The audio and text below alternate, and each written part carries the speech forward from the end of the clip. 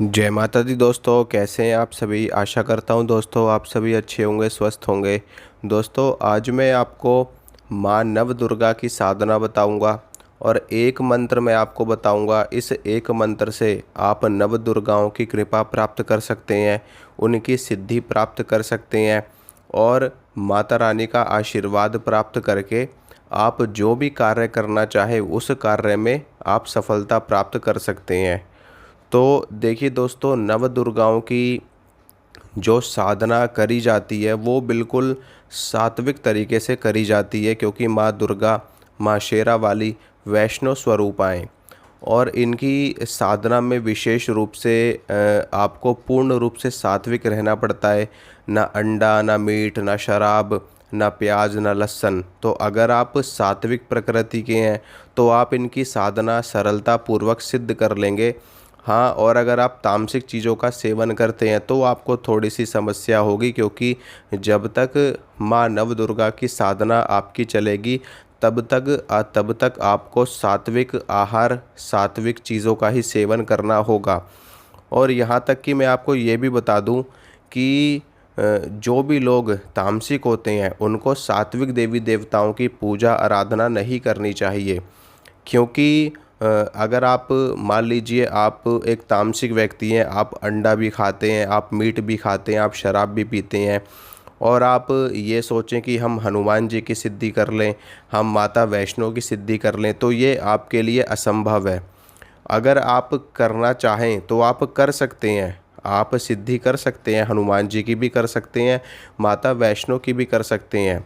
लेकिन फिर आपको जीवन पर्यंत के लिए अंडा, मीट, शराब, इन सभी चीज़ों का त्याग करना पड़ेगा। यानी कि आपको अपनी अपनी जो प्रवृत्ति है, तामसिक प्रवृत्ति है, उसको त्याग करके आपको सात्विक रूप में आना पड़ेगा, तभी आप इनकी साधना सिद्धि आप कर सकते हैं। मैं आपको यहाँ पर एक चीज़ बता दूँ कि जो सात्विक प्रकृति के लोग होते हैं, वैष्णव प्रकृति के जो लोग होते हैं, वो सात्विक देवी देवताओं की भी सिद्धियाँ कर सकते हैं और तामसिक शक्तियों की भी साधना सिद्धि कर सकते हैं। क्योंकि तामसिक कुछ देवी देवता ऐसे हैं जिनकी तामसिक रूप से भी पूजा आराधना होती है और सात्विक रूप से भी पूजा आराधना होती है। जैसे कि माता महाकाली, माता महाकाली की पूजा आराधना सात्विक रूप से भी होती है और तामसिक रूप से भी होती है। भैरव जी की पूजा तामसिक रूप से भी होती है और सात्विक रूप से भी होती है। बल्कि यहाँ पर अगर आप देखोगे कि हनुमान जी की पूजा सिर्फ और सिर्फ सात्विक रूप से ही होती है। हनुमान जी की पूजा में आप हनुमान जी की पूजा में आप किसी भी प्रकार की तामसिक वस्तु का प्रयोग नहीं कर सकते। और माता वैष्णो, माता शाकंभरी, ये दो देवियां ऐसी हैं जिनकी हमेशा ही सात्विक रूप से पूजा आराधना होती है। किसी भी तामसिक वस्तु का उपयोग नहीं किया जाता। माँ दुर्गा की हो गई, विष्णु जी की होगी, राम जी की हो गई। तो तामसिक प्रकृति के लोग तो इनकी साधना कर ही नहीं सकते। अगर करेंगे तो उनको अपना जो भी चीज़ वो खाते पीते हैं उनको त्यागना पड़ेगा और सात्विक प्रकृति में आना पड़ेगा, तब जा कर के ही वो सिद्धि प्राप्त कर सकते हैं। अब मैं आपको बताता हूँ कि माँ नव दुर्गाओं की साधना अगर आपको करनी है तो आप कौन से मंत्र का जाप करेंगे, क्या विधि रहेगी साधना की और कब आपको साधना करनी है। माँ नवदुर्गाओं की साधना करने के लिए सबसे बेस्ट जो समय होता है वो होता है नवरात्र का समय। नवरात्र के समय में आप या तो साधना करिए या फिर आप सामान्य दिनों में भी माता की साधना कर सकते हैं। इसके लिए आप शुक्ल पक्ष के शुक्रवार से माँ दुर्गा की, नव दुर्गाओं की साधना शुरू कर सकते हैं और आप अपनी इच्छा अनुसार 11 दिन का, 21 दिन का या फिर 41 दिन का अनुष्ठान कर सकते हैं।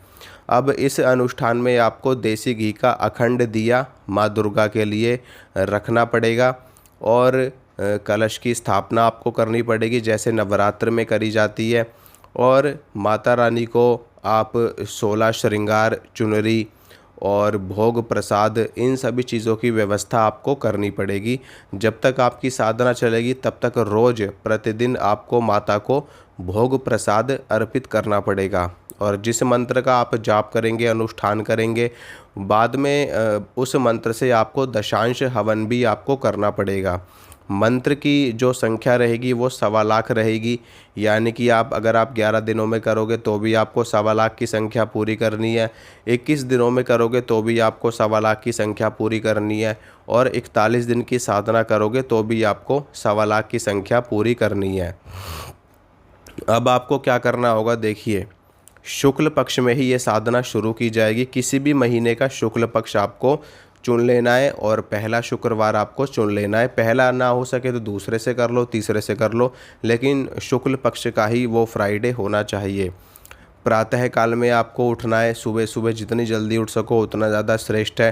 5 बजे, 4 बजे, 6 बजे उठ करके स्नान करना है आपको। शुद्ध वस्त्र आपको धारण करने हैं। फिर उसके बाद में एक लकड़ी की चौकी के ऊपर आपको लाल रंग का या पीले रंग का वस्त्र बिछाना है। उसके ऊपर माँ दुर्गा की फ़ोटो, चित्र या मूर्ति जो भी आपके पास हो वो आपको स्थापित कर देना है। उसके बाद में माता रानी के ही बगल में आपको कलश की स्थापना करनी है और अखंड दीपक की स्थापना करनी है आपको। फिर जो भी सामग्री मैंने आपको बताई है, चुन्नी, 16 श्रृंगार, ये सभी चीज़ें आपको माता को अर्पित कर देनी है। ये सारा सामान अर्पित करने के बाद में आपको फिर संकल्प करना है। संकल्प आप कैसे करोगे? संकल्प आपको करना है, उसके लिए आपको क्या करना होगा कि अपने हाथ में आपको थोड़े से साबुत चावल लेने हैं, थोड़ा सा आपको जल लेना है और थोड़े से आपको पुष्प लेने हैं, और अपने हाथ में आपको 11 रुपये, 1 रुपये, 2 रुपये जो भी आपके पास उपस्थित हो वो आपको लेकर के फिर आपको संकल्प करना है। संकल्प में आप अपना मनोरथ बोलोगे, किस उद्देश्य से आप ये साधना कर रहे हो, आपको क्या चाहिए, और अपना नाम बोलोगे, अपने पिता का नाम बोलोगे, अपना गोत्र बोलोगे, और फिर उसके बाद में आप उस जो आपने संकल्प किया है वो आपको ज़मीन पे आपको या फिर वहीं पर माँ दुर्गा के चरणों में आपको अर्पित अपना संकल्प कर देना है। फिर उसके बाद में जब आप संकल्प कर लोगे तो सबसे पहले आपको भगवान गणेश की पूजा करनी है। यानी कि भगवान गणेश की पूजा में आप उनका चालीसा पढ़ सकते हो, उनकी आरती कर सकते हो, और गणेश स्तोत्र का पाठ कर सकते हो, गणेश अथर्व शीर्ष का पाठ आप कर सकते हो। इसके अलावा आप गणेश मंत्र का जाप भी कर सकते हो, जैसे कि आप 108 बार ओम गंग गणपतये नमः इस मंत्र का जाप भी आप कर सकते हो, या फिर ओम श्री गणेशाय नमः इस मंत्र का जाप भी आप कर सकते हो। तो गणेश मंत्र का जाप करने के बाद में फिर आपको एक माला आपको ओम नमः शिवाय की करनी है, भगवान शिव शंकर की ओम नमः शिवाय इस मंत्र की आपको एक माला करनी है। या फिर आप भगवान शिव से प्रार्थना कर सकते हो, उनसे आशीर्वाद आप ले सकते हो। हनुमान जी से आपको आशीर्वाद लेना है और भैरव जी से आपको आशीर्वाद लेना है। इन चारों से आशीर्वाद लेने के बाद में इनकी प्रार्थना करने के बाद में तब आपको जो मैं मंत्र बता रहा हूँ इस मंत्र का जाप आपको करना है। मंत्र सुन लीजिए। मंत्र इस प्रकार है। एक चीज़ मैं यहाँ पर आपको बता दूँ कि देखिए, नव दुर्गाओं की अगर आपको कृपा चाहिए तो ये मंत्र सबसे सही रहेगा।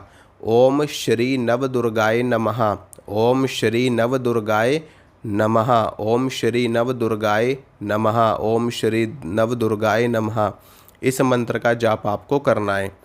इसके अलावा आप नवारण मंत्र का जाप भी कर सकते हो। देखिए, जो नवारण मंत्र है वो 9 अक्षरों का मंत्र है और ये मंत्र 9 देवियों को प्रसन्न करता है, 10 महाविद्याओं को भी प्रसन्न करता है। यानी कि देवी का जो मुख्य स्वरूप है उसको प्रसन्न करता है ये जो नवारण मंत्र है। लेकिन नव दुर्गाओं की जो साधना होती है उसमें अगर आप इस मंत्र का जाप करेंगे ओम श्री नव दुर्गाय नमः, तो इससे सिर्फ और सिर्फ जो 9 देवियाँ हैं, जो माता के 9 रूप हैं माँ दुर्गा के, वो रूप प्रसन्न होंगे और उनकी शक्ति सिद्धि जागृत होगी आपके लिए। तो जब आप जाप कर लोगे, माला आपको कितनी करनी है, देखिए मैंने आपको बताया कि 1.25 लाख मंत्र जाप आपको करने हैं। अब उसमें आपको उसी के अनुसार आपको अपने मंत्रों की जो संख्या है वो आपको डिवाइड कर लेनी है कि एक दिन में हमको कितना जाप करना पड़ेगा। जाप जो होगा वो रुद्राक्ष की माला से होगा और जाप करने के बाद में माता को ही आपको अपना जाप अर्पित कर देना है। ओम गुह्याति गुह्य गोप्त्री त्वं गृहाणास्मत्कृतं जपम सिद्धिर्भवतु मे देवी त्वत्प्रसादात् महेश्वरी।